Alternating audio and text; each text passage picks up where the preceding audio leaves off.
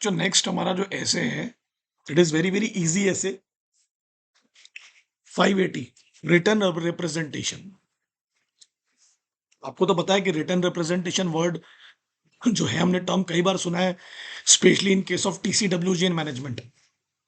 जब हम मैनेजमेंट और टीसीडब्ल्यूजी के पास जाते हैं तो उनसे WR लेते हैं, है ना, लिखित में चीजें मंगवाते हैं। अगर उनसे कोई एविडेंस हासिल करना है, उनसे कोई कम्युनिकेशन करना है, या अगर वो कोई एविडेंस हमें नहीं दे रहे हैं, कोई कम्युनिकेशन नहीं दे रहे, तो उनसे बोलते हैं अब लिख के दे दो ये चीज। तो क्या लिखा है? It is a return statement. हल्ले की आवाज आएगी, ध्यान मत देना। It is a return statement by management, not TCWG, by management to the auditor, to the auditor, to confirm certain matters. कुछ ऐसे मुद्दे या कुछ ऐसे एविडेंस, सपोर्ट अदर एविडेंस, जैसे मेरे पास कोई एविडेंस है, उसको उसको सपोर्ट करने के लिए मैं कुछ उनसे पूछ रहा हूं। मेरे पास ऑलरेडी एक एविडेंस है, उसको सपोर्ट करने के लिए मैं उनसे बात कर रहा हूं कि आप बताइए ये सही है क्या गलत है।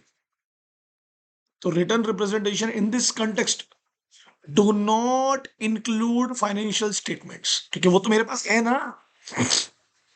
ना उसके असर्शन की बात हो रही है, जो क्लेम कर रहे हैं P&L में, बैलेंस शीट में जो क्लेम्स हो रहे हैं, there in supporting books and records. हम क्या कह रहे हैं उनको? फाइनेंशियल स्टेटमेंट और उसमें दिए हुए असर्शन के अलावा जो भी इंफॉर्मेशन है वो तुम हमको दो, जो इन स्टेटमेंट में लिखे हुए असर्शन को सपोर्ट करे। लिखा है, इसके अलावा कोई इंफॉर्मेशन दो जो इन असर्शंस को सपोर्ट करे। सेल्स लिखिए, सेल्स को सपोर्ट करने की बताओ, डेटर्स को सपोर्ट करने की बात बताओ, क्रेडिटर्स को सपोर्ट करने की बात बताओ। समझ रहे हैं ना? जो असर्शन है जिस पर हमको भरोसा नहीं हो रहा, उसको सपोर्ट करने का कोई एविडेंस हमें दो। तो रिटर्न रिप्रेजेंटेशन एक ऑडिट एविडेंस है। हाँ सर, एक नेसेसरी इंफॉर्मेशन है, कंपलसरी नहीं है, नेसेसरी इंफॉर्मेशन है जो ऑडिटर को लगती है उनके फाइनेंशियल स्टेटमेंट से रिलेटेड। कभी कभी ऐसा भी होता है कि accordingly similar response to inquiry. Response to inquiry, what is response to inquiry? कि हमने जब उनसे, ध्यान देना, हमने उनसे जब कुछ इंक्वायरी की तो उनका रिस्पॉन्स कैसे आया, वो रिस्पॉन्स भी उनका एक एविडेंस के तौर पर यूज करेंगे। बराबर है कि नहीं बराबर है? उनका रिस्पॉन्स अगर एडिकेट आया, रीजनेबल आया, तो बोलेंगे हाँ भाई हम सेटिस्फाइड है। नहीं आया तो हम वैसे ऑडिट ऑडिट ओपिनियन देंगे अपना। किससे मांगे जाएंगे रिप्रेजेंटेशन? जो रिस्पॉन्सिबल है for the preparation and presentation of financial statement, definitely उनसे ही लेंगे, वही तो मैनेजमेंट के बड़े लोग हैं।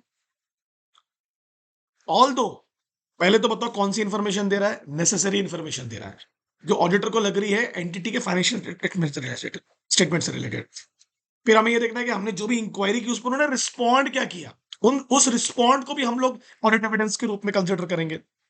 उनसे रिस्पॉन्स लेंगे जो फाइनेंशियल स्टेटमेंट्स को रिस्पॉन्सिबल हो है प्रिपरेशन करने के लिए, प्रेजेंटेशन करने के लिए। बोलता है भले रिटर्न रिप्रेजेंटेशन तुमको नेसेसरी ऑडिट एविडेंस दे, जो जरूरी ऑडिट एविडेंस, फिर भी तुम उसको सफिशिएंट एंड अप्रोप्रिएट मत मानना। बराबर है कि नहीं बराबर है? तुम्हें अगर लगता है तो तुम एविडेंस हासिल करने के लिए और आगे जाना, एक्सटर्नल एविडेंस पे बिलीव रखना। तो वो नेसेसरी तो है बट वो एडिकेट और सफिशिएंट नहीं है। ठीक है, क्लियर है? है ना? हमने उनसे जो रिस्पॉन्स मांगा, हमने उनसे जो इंक्वायरी की, उसको है ना, उसको भी एविडेंस के रूप में यूज किया जा सकता है। ऑब्जेक्टिव क्या है ऑडिटर का? बोलता है हम रिटर्न रिप्रेजेंटेशन क्यों मांगते हैं? टू ऑब्टेन, हम उनसे लिख के मांगते हैं मैनेजमेंट से कि तुम लिख के दो कि तुमने अपनी जिम्मेदारियों को फुलफिल किया। क्या है वो जिम्मेदारी? Preparation of financial statement and completeness of information. ठीक है ना? बोलो, तुम हमें लिख के दो कि तुमने अपनी रिस्पॉन्सिबिलिटी को फुलफिल किया for the preparation of financial statement and for the completion of information provided to the, जो भी इंफॉर्मेशन है फाइनेंशियल स्टेटमेंट में, एक तो वो कंप्लीट है और हमने उसको प्रॉपरली प्रिपेयर्ड किया है। इसका WR लेंगे पहला। हाँ, तो मेरा पहली लाइन किसकी बात हो रही है? फाइनेंशियल स्टेटमेंट की बात हो रही है पहली लाइन में, है ना? दूसरी, मतलब हमने अपनी जिम्मेदारी निभाई, ये तुम हमको लिख के दो to support other audit evidence relevant to the financial statement और स्पेसिफिक असर्शन। उनको WR, फॉर एग्जांपल मैंने एक डिस्क्लोजर चेक किया रिलेटेड पार्टी को लेकर, तो मैंने WR से पूछा भैया रिलेटेड पार्टी के ट्रांजेक्शन्स की जो एंट्री है ये हमेशा मार्च में की होती है, इनसे पैसे क्यों नहीं लिए गए 2-3 साल से? बहुत सारे other evidence, assertion, specific assertion को लेके पूछ सकते हैं। ये जो एस्टिमेट्स हैं, ये इतने अनरीजनेबल क्यों है, इतने अनयूजुअल क्यों है? तो जो असर्शंस और स्टेटमेंट में जो हमें एविडेंस मिला, उसको सपोर्ट करने के लिए हम इनसे पूछताछ करते हैं। बराबर है? तो पहला ऑब्टेन करेंगे प्रिपरेशन और प्रेजेंटेशन को लेकर, कंप्लीटनेस को लेकर, सॉरी। फिर अदर एविडेंस को सपोर्ट करने के लिए एविडेंस हासिल करेंगे। और दूसरी बहुत इंपॉर्टेंट चीज है, वेरी मैंने लिख भी दिया स्पेसिफिक असर्शन में, debtors and RPT, related party transaction, to respond appropriately to representation provided by management, management does not provide requested by the auditor. क्या बदल रहा है भाई? तेरा काम क्या है ऑडिटर का? मैं उनसे रिटर्न रिप्रेजेंटेशन हासिल करूं, मैं उनसे एविडेंस लूं जो मेरे अदर एविडेंस को सपोर्ट करे। उन्होंने अगर मुझे रिस्पॉन्ड किया या नहीं किया तो मैं अप्रोप्रिएटली उनको रिस्पॉन्ड करूं, क्योंकि मुझे भी तो उनको बताना पड़ेगा कि आपके WR से मैं सेटिस्फाइड हूं या नहीं हूं। प्रॉपरली उनको कन्वे करो। So to obtain the WR for the belief, the responsibility and preparation of financial statement and the completeness in it, support other evidence regarding in the financial statement and the specific assertion, na, and to respond appropriately whether you get the written presentation or not requested by the auditor. Next क्या है? ये बड़ा important है, बड़ा अपन इसको थोड़ा सा highlight करके पढ़ेंगे।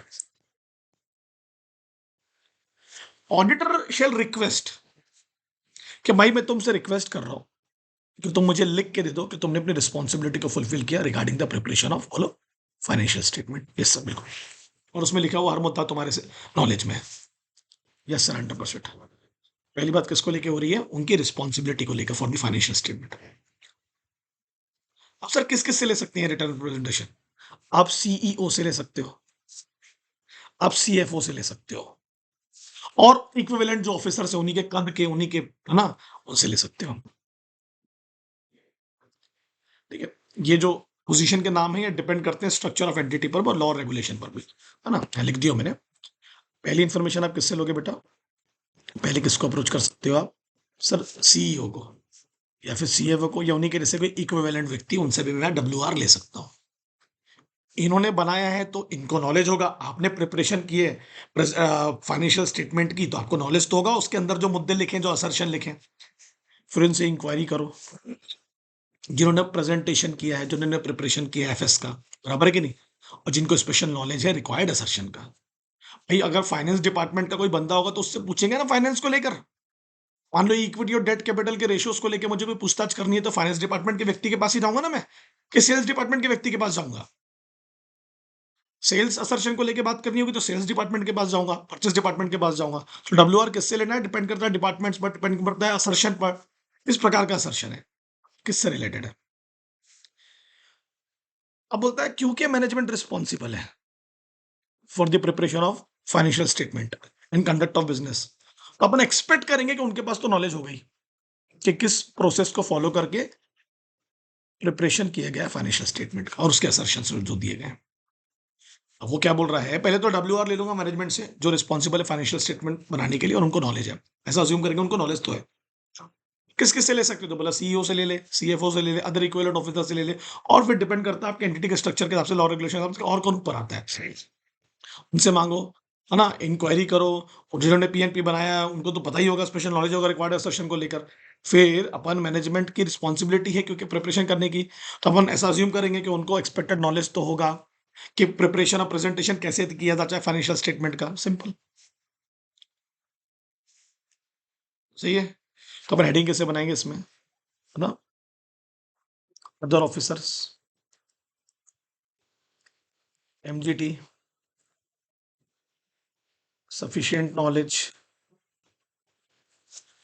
Fourth point, in some cases, however, आगे exception, management may decide to make inquiries of others who participate in preparing. Management बोलता है रुको रुको, थांबा थांबा, मेरे को तो जिम्मेदारी है, बट कभी कभी वो बोलता है कि मेरे से भी, मेरे अंडर भी कुछ लोग हैं तो जो पार्टिसिपेट कर रहे थे preparing and presenting financial statement, उनसे जरूर मैं इंक्वायरी कर लेता हूँ, मैं खुद पूछताछ कर लेता हूँ।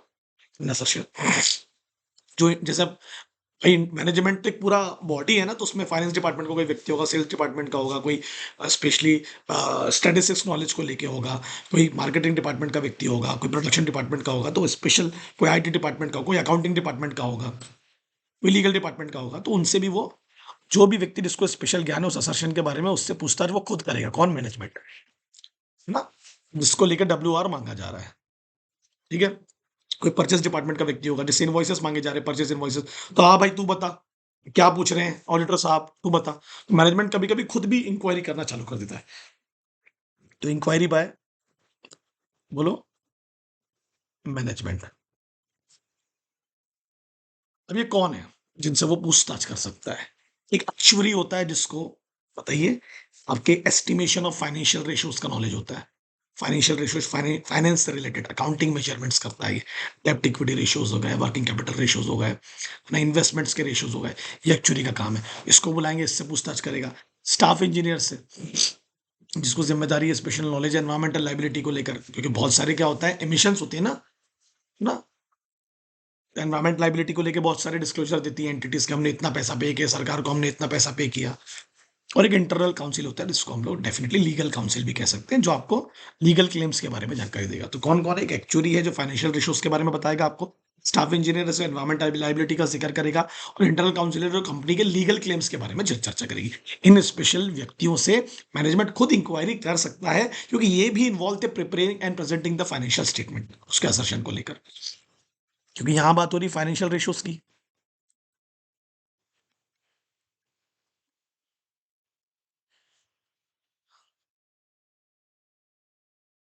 ठीक है, क्लियर? पक्का? ये चारों पॉइंट क्लियर हो गए आपको, बड़े बड़े। पहले खुद उनसे ले लो आप रिटर्न रिप्रेजेंटेशन, उनकी अप्रोप्रिएट रिस्पॉन्सिबिलिटी और उनको नॉलेज अपन मान के चलेंगे।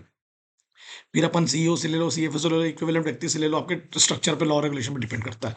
क्योंकि मैनेजमेंट रिस्पॉन्सिबल है प्रिपरेशन को लेकर, तो अपन मानेंगे कि उनको सफिशिएंट नॉलेज है regarding the preparation and presentation of financial statement. फिर उसके बाद में कभी कभी मैनेजमेंट कुछ लोगों से इंक्वायरी करता है जो उस प्रिपरेशन और प्रेजेंटिंग में इन्वॉल्व थे, जिनके पास स्पेशल नॉलेज है, actuary officer, staff engineers and internal councils, उनसे बात की जा सकती है। एक्चुअली का जो ये बेसिकली फाइनेंशियल रेशियोज तो बताते ही, एक्चुअलीज ये आपके इन्वेस्टमेंट को लेके भी बहुत हेल्प करते हैं, है ना। Debt equity ratio, working capital ratio, इस तरीके से sales to turnover ratio, sales to profit ratio, इस तरीके के एनालाइजेशन और एस्टिमेट्स करते हैं एक्चुअली स्टाफ इंजीनियर्स और इंटरनल काउंसिल्स, जो आपके खुद के लीगल क्लेम्स देखता है आपके एंटिटी के अंदर के। अब बोलते हैं return representation from management to reconfirm its responsibility. फिर इनसे हम लोग पूछ रहे हैं, ऑडिटर बोलता है मैनेजमेंट को कि आप रिकन्फर्म करो कि आप जिम्मेदारी लेते हो, आपको पता है ना, अंडरस्टैंडिंग, आप जो ये लिख के दे रहे हो, आप एक्नॉलेज करो कि आप ये लिख के होशो आवाज में दे रहे हो, या आपको पता है कि आप इसके अंदर क्या लिख रहे हो, यूर अंडरस्टैंडिंग द रिप्रेजेंटेशन, क्या कर रहे हैं आप, ध्यान से पढ़ना क्या लिख के दे रहे हैं, क्या एक्नॉलेज कर रहा है management. Those who sign the terms of audit engagement on behalf of entity no longer have relevant responsibility। क्या बोल रहा है वो? अब हमें ये लिखित में दो कि जब ऑडिट चालू हुआ था तो हमारी साइन थी, हमारी साइन थी, हमने साइन किया था ऑडिट एंगेजमेंट लेटर में कंपनी के बिहाफ में, बट अब हमारे ऊपर उसकी कोई, कंपनी की कोई एंटिटी की प्रेजेंटेशन ऑफ फाइनेंशियल स्टेटमेंट की कोई जिम्मेदारी नहीं है, नहीं है। हम क्या बताएंगे फिर, क्या सही क्या गलत हो रहा है? अब उनकी कोई जिम्मेदारी नहीं है। Terms of the audit engagement were prepared in A previous year, वो तो पिछले साल बने थे, तो नए साल दोबारा बनाइए और दोबारा कंफर्म कर दो उसको, है ना। अपन ने पढ़े ना कि अपन दोबारा बना सकते हैं, हर साल बना सकते हैं अपन ऑडिट एंगेजमेंट के टर्म्स को, अपन रिकन्फर्म करा रहे ना। बोलता अगर तुम्हारी जिम्मेदारी नहीं है तो लिख के दे दो कि अब तुम रिस्पॉन्सिबल नहीं हो, और अगर है तो ये भी लिख के दो कि तुम रिस्पॉन्सिबल हो, तो पहला पॉइंट हो गया, है ना। टर्म्स पिछले साल बनी थी, इस साल की नई टर्म्स है, उसको दोबारा बनाएंगे। और इज देयर एनी इंडिकेशन, बोलो, अगर कोई ऐसा अंदाजा आपको हुआ है कि मैनेजमेंट मिसअंडरस्टूड दोज रिस्पॉन्सिबिलिटीज, है ना, मैनेजमेंट क्या बोल रहा है, अरे हम ही गधे हैं भाई, हमको ही नहीं समझ रहा था क्या है, मैं अपनी जिम्मेदारियों को नहीं समझ पाया, खुद ही ऐसा बोल रहा है, तो बोलता ये भी लिख के दे रहे तू मेरे को, लिख के देना पड़ेगा ना ये सब तेरे को, कि पहले मैं जिम्मेदार था, अब मैं जिम्मेदार नहीं हूं, पहले जुड़ा हुआ था ऑडिट एंगेजमेंट में, वो पिछले साल का ऑडिट एंगेजमेंट था, इस साल का नया बनाना पड़ेगा, मैं खुद ही बेवकूफ था, मैं खुद ही गधा था, और कुछ ऐसे सरकमस्टांसेस है जिसकी वजह से मुझे, बोलो, करना पड़ा। क्या करना पड़ा? जो भी चेंजेस लाने पड़े, किसमें, फाइनेंशियल स्टेटमेंट में, तो ऑडिटर क्या बोल रहा है, लिख के दे दे, रिकन्फर्म कर दे। समझ रहा है ना? तूने अगर साइन नहीं किया था, तूने अगर साइन किया था और अब तेरे ऊपर जिम्मेदारी नहीं है, तो लिख के दे दे कि मैं जिम्मेदार नहीं हूं। पिछले साल टर्म्स बनाए गए थे, अब इस साल दोबारा नए बनाने हैं, तो वो भी लिख के दे दो कि नए बनाने पड़ेंगे। अगर मैनेजमेंट बोलता हम ही गधे हैं तो ये भी लिख के दे दो कि तुम गधे, तुमको ही नहीं समझी तुम्हारी जिम्मेदारी, और कुछ परिस्थितियों की वजह से आपको प्रेजेंटेशन और प्रिपरेशन में कुछ गड़बड़ हुई है तो वो भी आपको लिख के देना पड़ेगा। तो ये रिटर्न रिप्रेजेंटेशन आप मैनेजमेंट से करोगे to reconfirm its responsibility. Date and period covered by WR. जितने पास का लोगे उतना बेटर है, but not after the date of audit report. उनको तो पता ऑडिट रिपोर्ट एक बार बन गई तो फिर क्या करोगे, WR लेना। फिर ऑडिट रिपोर्ट के बाद नहीं लेना है WR, WR के पहले ऑडिट रिपोर्ट नहीं बनाना है, इतना याद रखना। ऑडिट रिपोर्ट के बाद नहीं लेना है WR, मतलब क्या रहेगा, फिर ओपिनियन कैसे चेंज करेंगे अपन, या अपन क्वालिफाइड कैसे करेंगे अपने ऑडिट रिपोर्ट को, मॉडिफाइड कैसे करेंगे, या ओपिनियन को क्वालिफाइड कैसे करेंगे। WR के पहले ऑडिट रिपोर्ट नहीं बनाना है, ये लिख के रख लेंगे आप लोग। बिकॉज रिटर्न रिप्रेजेंटेशन आर बोलो क्या है, ये एक प्रकार का, तो जब ये एक एविडेंस है तो मतलब कहीं ना कहीं आपके ओपिनियन को मॉडिफाई कर सकता है, तो इसलिए बराबर है ना। बोलता है because WR are necessary audit evidence, the auditor's opinion can not be express और report can not be dated before the date of WR। बोलता है तू जब तक के अपना ओपिनियन नहीं देगा, जब तक तो ऑडिट रिपोर्ट को डेट्स साइन नहीं करेगा, जब तक के तो WR नहीं लेगा। तो मैंने लिख दिया यहाँ पर ऑडिट रिपोर्ट के बाद नहीं लेना है WR, और WR के पहले ऑडिट रिपोर्ट नहीं बनाना है, ना डेट देनी है ना साइन करना है उस पर। WR shall be for all financial statements and periods referred in the audit report।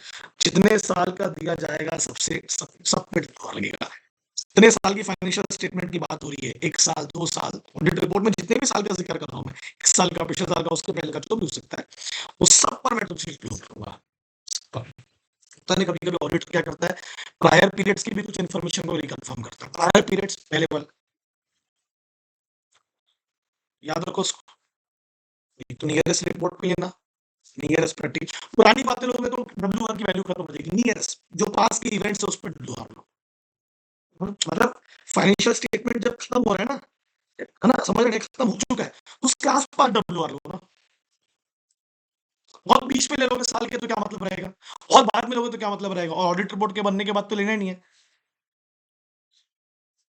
मतलब ऑडिट रिपोर्ट बनने के पहले और फाइनेंशियल स्टेटमेंट बनने के बाद, उसके बीच में कहीं डेट चूज करना उनका WR लेने के लिए, ठीक है।